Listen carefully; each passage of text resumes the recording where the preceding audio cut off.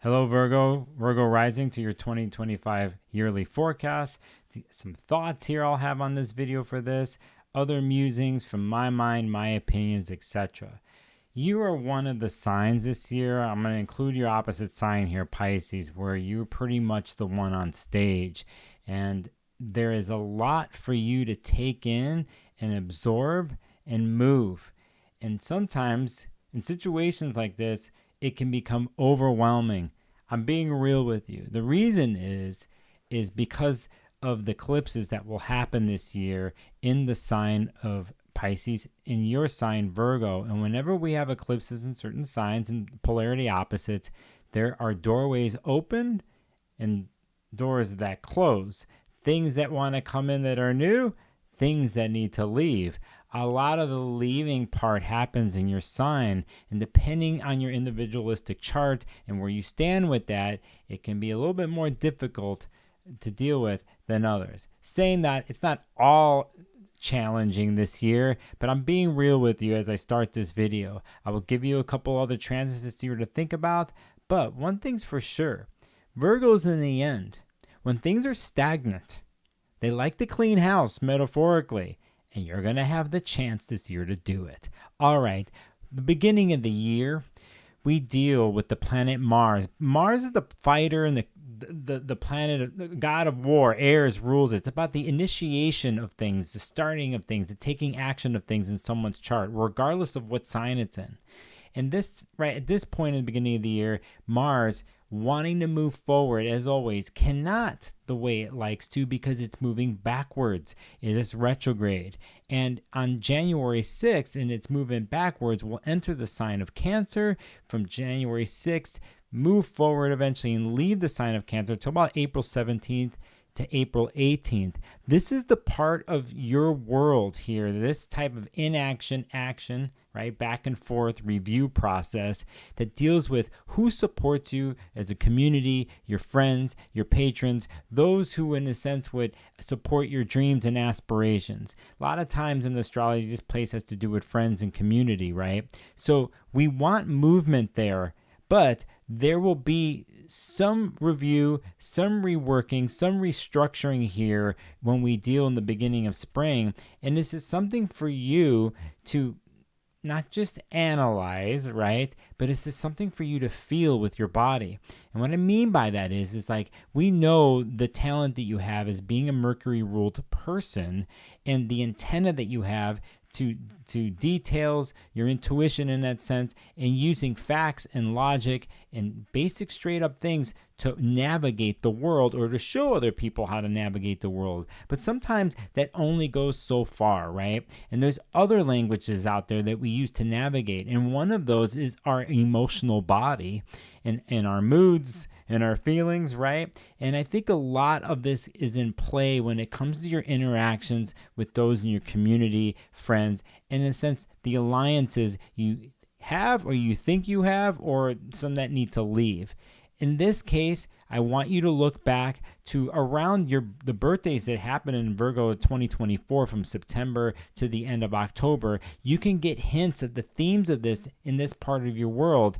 The biggest thing is to remember is not to get down, that your aspirations and dreams are always there, and it might be a time where you filter out in a sense, but you filter it out with your intuitive emotional body, and there might be somebody new eventually that comes through.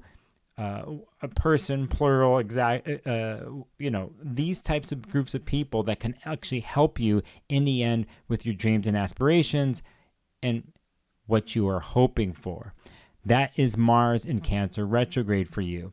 When we get to February, in the middle of all this, Jupiter, the planet of expansion, hope, faith, optimism, wanting to bring more in. It's an abundant planet. It's been backwards too since the end of the year of 2012 in the sign of Gemini, who rules the mind, a fellow mercurial sign like you, and it stops its backward motion and will start to move forward very slowly in the beginning of February. And this particular place here is focused on who you are in your career part of your chart, how you show up publicly in your career, your reputation, the achievements that you've done or you want to have, the spotlight on you, the status, the social status of you. And there's been some reworking going on here since, really, I would say since August of 2024. And some of it might not be running on all cylinders. And so at this point, we want to at least feel like we start to move forward in the beginning of February. This moving forward and finally taking in all the information and the facts that you've acquired since August 2024 to February 2025, which you like to do, apply the research and the facts and the things that you've had to go through that pretty much, honestly, I think have been difficult, and start to apply that from February in the career part of your chart all the way to the beginning of June. So it sounds pretty good, doesn't it? But there's a huge thing in the middle of all this that happens, and it leads into something that I talked about in the beginning here, the eclipses that happen. Remember, solar and lunar eclipse, they happen 2 weeks away from each other, and they happen twice a year, and they're 6 months apart, okay? So the first 2 rounds of these eclipses happen in March. The first one is March 13th. It's a total lunar eclipse in Virgo in your sign. These types of situations will, in a sense, show something or pull something away. Or it's like at times you don't feel like you have control over it, right? It's like something gets taken to the garbage, or something that you've been holding on to that you think has been working, or it's been something that's worked for you in the past, notice starts to crumble away possibly. Now this, in a sense, I know that what I'm about to tell you, I really want you to take an objective view about, okay? And we don't want to get into the worry place here.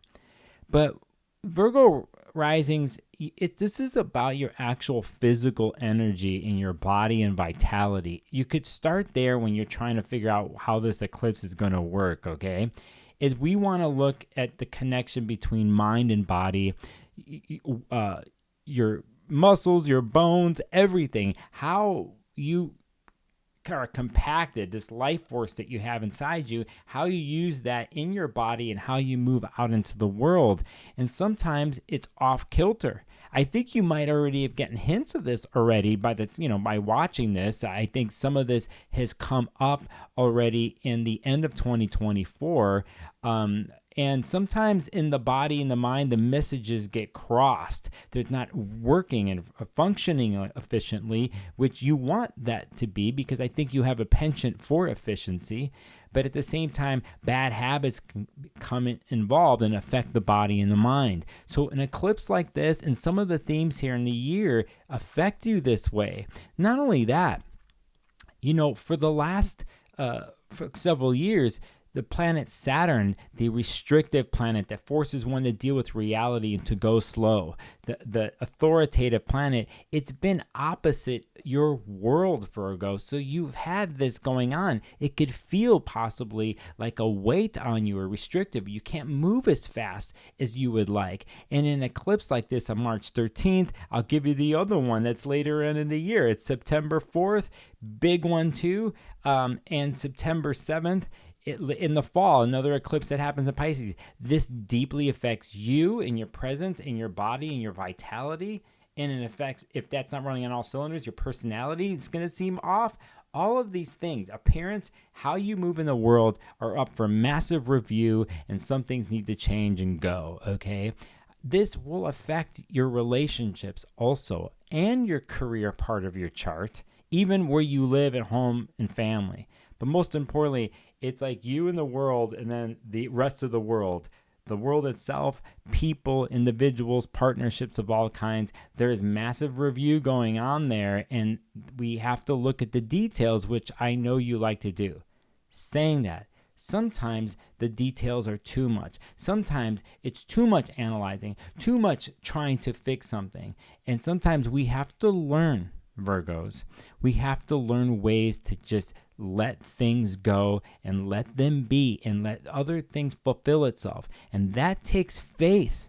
That takes hope and faith in something that you cannot put your hands on, that in a sense your mind can only go so far with, right? Those aren't facts, faith and hope and optimism and trust and mystery and unknown. Those aren't ones and zeros. You know what I'm saying? That is something else. And that is something Pisces will teach you and teaches us as a whole, is there's the roadmap, the compass, the facts and the to-do lists of Virgo. And then Pisces has the trust the universe mantra that has nothing to do with that. Those two need to balance each other. They learn from each other. So you're getting a lot of Pisces lessons in your life right now, and we want to bring that in when it comes into your vitality, your body, your mindset connected to your body, okay? So I feel for you. At the same time, I know in the end, when you find a new way to get things done and it's running efficiently, that gives you the most grounded peace, happiness, so on and so forth. In the middle of this eclipse season, another planet, Venus, that rules, what we value in a sense, money and the feminine and relationships, resources at times, our sensories, how we deal with our five senses. That planet will actually go retrograde in the middle of this eclipse season. It starts in the sign of Aries, a fire sign, and then moves back into a sign of Pisces. So you could see here your relationship part of your world that's ruled in the charts, how we do this. A Piscean land will have eclipses there, we'll have Venus going backwards there, and two other planets here, Neptune and Saturn, which currently been in Pisces, in your relationship realm, restructuring, reworking, re-envisioning relationships, dissolving old ways that you've participated in relationships. This could be representative about others outside of you saying goodbye, you said goodbye, or knowing that the relationships in general have to switch into another mode so they can grow and evolve. So this could be intimate partnerships, all types of partnerships. This could be people that you compete with in a sense too. It seems that way, like competing, but no, there's an influx of a lot of movement in that area. So Venus, planet of relationships and money, Mercury will be going backwards into Pisces around that time too. So there's such a concentration opposite of you, mirroring back towards you from the Piscean realm, and how you connect to that. And your mind is going to be on full display here, for better or worse. Here's my advice for you. What I said earlier about finding ways to let go, detach, or to bring someone else in to help you deal with situations is a good way to do this. You can only tweak and turn the screw so much. But if you find yourself that you're not sleeping, your digestion's off, your nervous system is fried, your brain is not functioning, it's going too fast, you're looking at the computer screens, it's not working, that's what I mean by letting go. It's like we step away. And you, Virgo, being an earth sign, I think it's very important that you integrate yourself with nature and let your body connect with nature through your senses to find clarity and calm. Remember that when you're going through eclipse season from March to April, okay? So, on that note, I was talking about Neptune being in Pisces here. That's been there for more than a decade now. It's like 13, 14 years. We have Saturn that's been in the sign of Pisces, your opposite sign, for the last 2+ years. Really on the opposite, working you over. They actually leave the sign of Pisces here in late spring. Neptune's going to do it on March 30th. Saturn's going to do it at the end of May. Now, that seems like a relief, and it will be. Maybe some of you have actually liked the work you've had to do with this stuff, but regardless, they leave. And you're like, okay, I get a little bit of space. But just when they start to move forward in the next sign of Aries, dealing with, and I'll get to that in a second, it's later in the fall. They actually stop and go backwards. And those two planets that deal with restructuring, well, Saturn does restructuring, limitations, rule sets, right? It's going to go back into Pisces in the fall. Neptune, that deals with like the illusions and dreams and dissolving things over time, That's going to go back into Pisces again at the second half of the year. So here you are again, how you're relating. Your relationships are in play. Side notes too, though. Your career house is going to be involved in this too. So there's your main structures of your life are going through a massive upheaval and change. But I think you're going through, leaving one door and going through the other. It just takes about a year to do this. Okay, now that's a lot to throw out at you. And I know you can handle it. Cool thing is, in June, Jupiter, which is leaving your career house. I mentioned in the beginning of the video that Jupiter from February to June is going to enhance your career house. It's going to move things there when it comes to your reputation and what you're trying to achieve. It will stop its journey there and move on to the next sign of Cancer. And here, this Jupiter expansive planet in the sign of Cancer that's bringing that faith and hope and optimism, in a sense, wants to bring you abundance. That kind of energy and storyline enters in what I first started to talk about in this video, the space that in your life that deals with the friends, alliances, and people that support your hopes, wishes, and dreams. And so you're gonna get a massive influx here. If you did the work of like moving through the beginning of year with Mars retrograde there and cutting away what those certain alliances that don't work for you and bringing in other ones or setting that up for yourself, when June comes and Jupiter comes into that space, it will enhance it. So you could see the step-by-step project I'm giving you here. And Jupiter will be in that sign of Cancer for a year in your community house and your places of friends and alliances. And I'm digging this because Cancer, the sign that Jupiter's in, is a water sign. And whenever water touches and connects with Earth, you being Virgo and Earth sign, there's an opportunistic flow that happens between the two. So opportunity does await you. I actually think that this particular narrative for your yearly thing is the go-to place for you. Everything else is going to be sludging through, reworking, cutting losses, losing stuff, bringing stuff in, getting your bearings, right? But if you're going to put your energy anywhere and feel like there's a conduit that things are flowing for you and there's opportunity that awaits, it actually will be in the area where you're dealing with the people who like support you and see what you want to do, and you have these hopes for yourself, and like, yeah, I'm with you, and I'll donate to your campaign, right? Literally and metaphorically, right? So that's something to take note of, and that starts in June. In July, we have another planet that leaves one sign and goes into another briefly, and that is the planet of Uranus, the liberating planet, the planet of shock and awe and unpredictability. It's an electrical type of narrative that comes through.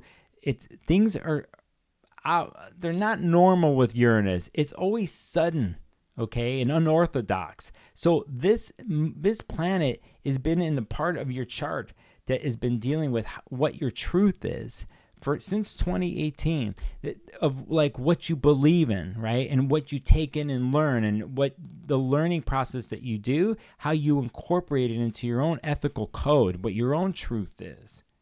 And so there's been a liberation slowly that's been happening there since 2018. And when we hit summertime, it leaves that area briefly and goes into your career house. It's brief here for the summertime, and there's something coming in that's going to show you that you didn't expect, that is different from what you normally do in your career house. And we know the beginning of the year that you were doing some work with Jupiter being there in your career house. Here comes Uranus there to throw a lightning bolt in it. And just when it starts to really start to shake it up, Uranus stops and goes backwards and goes back the second half of the year, back into that realm of what your highest truth is, what your spirituality is, what you believe in, a place of foreign travel. Sometimes it's taking workshops. It's what you're taking in to incorporate into your highest truth and explore and debate those items. Just when you think you're done with that narrative, Uranus comes back to throw another surprise and to actually finish off a story there. It's in 2026 where planets that I mentioned, like Neptune and Saturn and Pisces and Uranus and Taurus, where they leave and then come back, right? In 2026, they will go into these signs that are ahead of them and they will not go back, right? So Neptune and Saturn won't go back into Pisces, and in a sense, you'll be in your relationship house. And Uranus, it's not going to go back into this higher truth place that I talked about. So you could see how this year coming up, there is movement going forward and then going back. In your case, it's pretty extreme because we have eclipses happening in your sign and Pisces sign, and so you have a lot that you have to juggle here. Not a problem when you're a mutable sign like you, Virgo, but I think you're only running on all cylinders is when you know when to stop, push it, like pull off of whatever it is that's racking your brain and your body, and to regulate those things, and then know from your mind antenna and your emotional body antenna when to take the next step. And I think really that's what's kind of being reconfigured for you here this year. I want to reiterate for you the lunations that happen. It's the total lunar eclipse on March 13th at 23 degrees Virgo, important. It's 2 weeks later, there's another eclipse at March 29th. When we deal with September during Virgo birthdays, it's September 7th at 15 degrees Pisces, and then it's several weeks later where we will have a partial solar eclipse that happens at 29 degrees Virgo. In June, the planet Mars will enter your sign for several months and move through really quick. I think June is a great month for you, to be honest, because I talked about Jupiter being in your community and friends' house, and then Mars will come in to bring you some vitality for June and July. And then it's September where the Virgo birthdays start, where Mercury will be there, Venus will be around with those eclipses, and there will be a look back to spring in the eclipses that I mentioned, and the chapter 2 storyline you will have to deal with from the chapter 1 spring eclipses will be in play. And I think you'll have a lot to say around that time. Well, that is enough for you, I think. Most importantly, thanks for listening. If this is your first time here, my name is Nicholas, Sparkles of Gold. Hit the subscribe button. Hit the bell to know when I go live, which my followers know I'm all about my live streams. Please do that. If you, especially you, Virgo rising, if you feel like you need a reading, a session, get a hold of me. You can go to sparklesofgold.com or go down to my copy bottom below. You'll see the links down there. I think you and like Pisces are going to need the sessions this year because of eclipses going on. But at the same time, I pointed out some amazing things that can happen to you this year. So if you're looking for insight, get a hold of me. You vibe with me? Get a hold of me for a one-on-one reading. In the meantime, I appreciate you and your time and listening to my forecast video. Be blessed.